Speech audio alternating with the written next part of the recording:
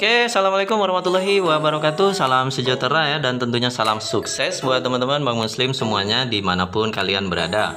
Nah, kali ini kita akan mencoba berbagi sebuah video lagi ya, tentang pengalaman kami saat kami menangani bibit yang kami beli secara online.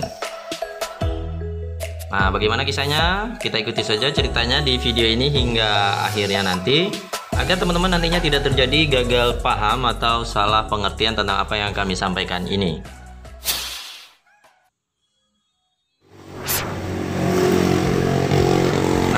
Kondisi paket kami yang baru kami terima ya, yang baru tiba dari daerah Subang, di Provinsi Subang ya, di Provinsi Jawa Barat, maaf. Setelah menempuh perjalanan kurang lebih selama 6 hari ya, dan sesuai SOP kami melakukan penanganan awalnya ya, yaitu dengan pertamanya kami cek dulu, dan ini sudah sampai di rumah ya. Ini kami cek dulu keadaan paketnya, dan kami lakukan perekaman ya, atau dokumentasi agar nanti bisa dikomplain kalau ada hal-hal yang tidak kita inginkan. Nah, penanganan awal yang kami lakukan ini sebenarnya tidak banyak ya, yaitu hanya menjemur sekaligus menukar wadahnya nanti setelah dijemur dengan wadah yang baru, dan ini untuk memastikan kualitasnya tetap terjaga. Namun ada sedikit cacat yang kami lihat ini ya, pada saat kemasan kami buka ini ada cacat pada kemasan plastik benihnya. Ini yaitu koya di bagian ujungnya, yang tentu saja sangat mengkhawatirkan ya. Kami sangat khawatir sebenarnya jika saja paket ini sempat kena air perjalanan. Namun kami akan melakukan uji kecambah dulu. Jika bisa berkecambah, kami tidak akan melakukan komplain. Nah, di dalam kemasan ini juga berisi sebuah label ya, yaitu keterangan tentang cara melakukan pemupukan yang dianjurkan oleh penangkarnya, yang mana boleh kita jadikan acuan, panduan, atau perbandingan ya saat melakukan budidaya nanti.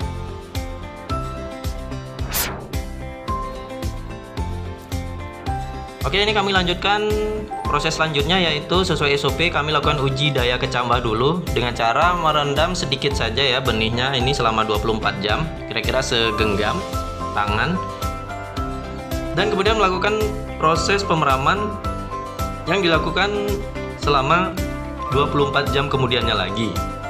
Nah, ini keuntungan melakukan uji daya kecambah untuk sedikit benih ini. Jadi kita tidak akan rugi jika merendam secara semuanya, total banyak kita rendam nanti berbahaya ya. Kalau tidak tumbuh nanti sayang, mubazir. Kalau dimasak juga tidak enak lagi ya kalau digiling ya.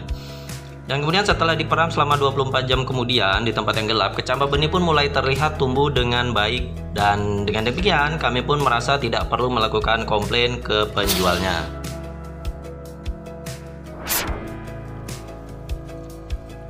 Oke, ini adalah di lain kesempatan lain, di saat kami juga melakukan pembelian online dari tempat yang masih dalam satu provinsi kami ya, di Aceh. Dan dengan cara yang sama, kami pun melakukan uji daya kecambah pula pada benih tersebut. Namun terlihat benihnya ini memang masih, kenampakannya masih agak-agak hijau ya. Jadi belum terlalu matang, cukup matang sempurna ya. Dan hasilnya setelah benih juga diuji secara genetis ini ya, tumbuh, terlihat memang masih hijau ya, dan muda ini, dan belum cukup tua kematangannya, tapi alhamdulillah tetap tumbuh juga dan teruji daya kecambahnya ya.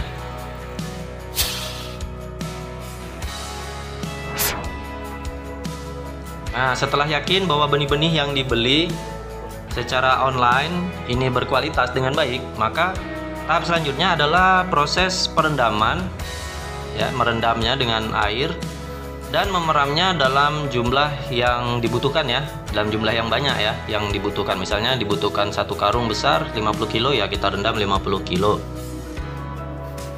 Nah, ini setelah yakin ya, kalau tidak sayang ya, tentunya dibuang benih sebanyak itu kalau tidak tumbuh.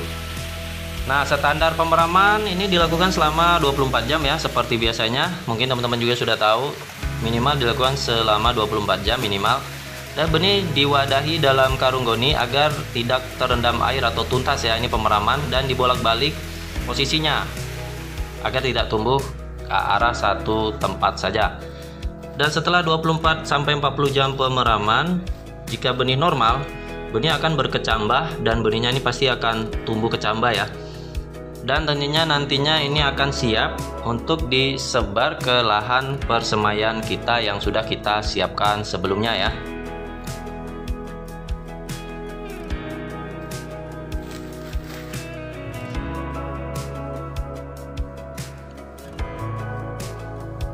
Nah, alasan lain dalam penggunaan karung goni adalah agar nantinya mudah ya ketika dibawa ke lahan persemaian.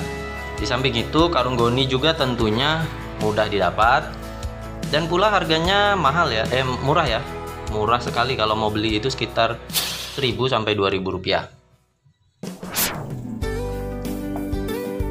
Dan di lain kesempatannya lagi, kami juga melakukan perkecambahan benih dalam jumlah yang lebih besarnya lagi ya. Bisa dilihat ini sampai sekitar 80 kilo ya. 40 kilo tambah 40 kilo yang direndam di kaleng yang lebih besar. Dan benih direndam di air bersih sama ya, selama 24 sampai 40 jam atau kurang lebih 1 hari sampai 2 hari. Dan ditiriskan sambil diperam selama 24 jam sampai 50 jam di tempat yang gelap, dan juga dibolak-balik posisinya agar seperti tadi ya, pertumbuhannya tidak menumpuk ke satu arah saja. Maksudnya lebih merata ya pertumbuhannya ya. Dan setelah yakin berhasil, dimana benih sudah mulai menetas kecambah ya, setelah dilihat tadi, karung pun kami jahit ya, karena ini jumlahnya besar agar mudah nanti dibawa ke lahan seperti ini. Dan setelah diperam 1 hari lagi, benih tadi sudah terlihat nih seperti ini, mulai lebih panjang lagi kecambahnya dan siap untuk dibawa ke lahan untuk ditaburkan dan menjadi bibit yang nantinya akan kita tanam di lahan budidaya seperti ini ya. Kita bawa ke lahan persemaian. Oke, begitulah teman-teman proses perkecambahan benih yang kami lakukan terhadap benih yang kami beli secara online ini, termasuk dari mulai penanganan sampai perendaman, pemeraman, penirisan dan pemeraman, sampai proses perkecambahannya sampai dibawa ke lahan seperti ini. Dan jika tidak ingin ketinggalan dengan video-video selanjutnya, silahkan klik tombol subscribe saja bagi yang belum ya, bagi yang sudah tidak perlu lagi. Dan jika ada yang mau ditambahkan atau ditanyakan tentang hal apa saja tentang pertanian dan lain sebagainya, silahkan ketik saja di kolom komentar di bawah ini. Dan jangan lupa, jika menyukai video ini jangan lupa di like dan boleh juga di share, kami tidak melarangnya. Dan sampai jumpa lagi di video selanjutnya. Kami akhiri dengan wassalamualaikum warahmatullahi wabarakatuh. See you next time, goodbye dan bye bye.